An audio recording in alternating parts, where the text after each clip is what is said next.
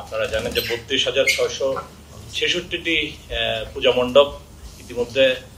প্রতিষ্ঠিত হওয়ার জন্য আমরা তথ্য পেয়েছি। সেই তথ্যের ভিত্তিতে আমরা প্রাথমিকভাবে ২,১২,১৯২ জন আমাদের আনসার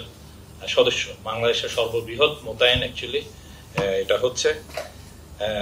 আপনারা সবাই জানেন যে বাংলাদেশ আনসার এবং গ্রাম প্রতিরক্ষা বাহিনী হচ্ছে বাংলাদেশের সর্ববৃহৎ ফোর্স, যেটা দেশের মাটি ও মানুষের সাথে সম্পৃক্ত হয়ে রাষ্ট্রের যতগুলো বড় ধরনের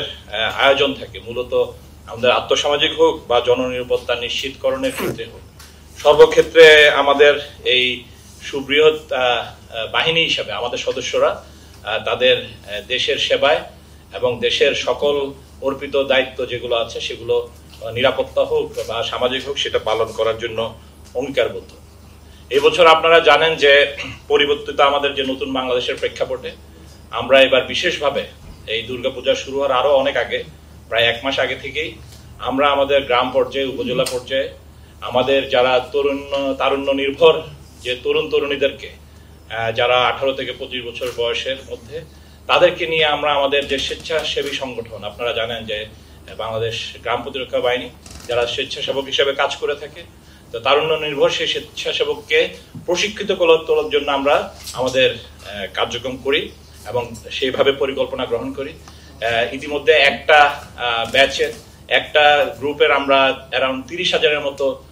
এই ধরনের যারা যুবক যুবতী আছে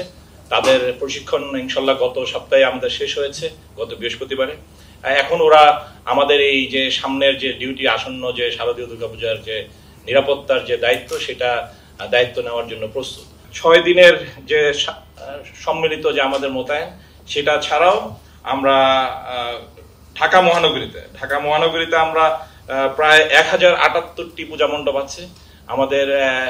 যে পুলিশ এবং আমরা সমন্বিত করে বাংলাদেশ সেনাবাহিনীর সাথেও সমন্বয় করে আমরা এই পূজা মণ্ডপগুলো প্রত্যেকটাতেই মূলত আমরা যেটা করছি, যেগুলো অতি গুরুত্বপূর্ণ সেগুলোতে আমাদের মূলত 8 জন করে থাকবে এবং যেগুলো গুরুত্বপূর্ণ বা সাধারণ সেগুলোতে 6 জন করে থাকবে, যাতে কিনা ফুল টাইম আমাদের ওই মণ্ডপগুলো কিছু না কিছু পাহারা প্রক্রিয়ার মধ্যে থাকে এবং এটা মূলত অন্যান্য বাহিনীর সাথে সমন্বয়, যাতে কোনো সময় এটা অরক্ষিত না থাকে। এটা ছাড়াও আমি আশা করি যে আমাদের চলমান এই পরিস্থিতিতে যে নাগরিক কমিটি যেগুলো করা হয়েছে প্রতিটা জেলা উপজেলায়, নাগরিক কমিটির সাথে আমাদের প্রতিটা বাহিনীর যারাই নেতৃত্ব পর্যায়ে থাকবে তারাই তাদের সাথে সমন্বয় করে নিচ্ছে।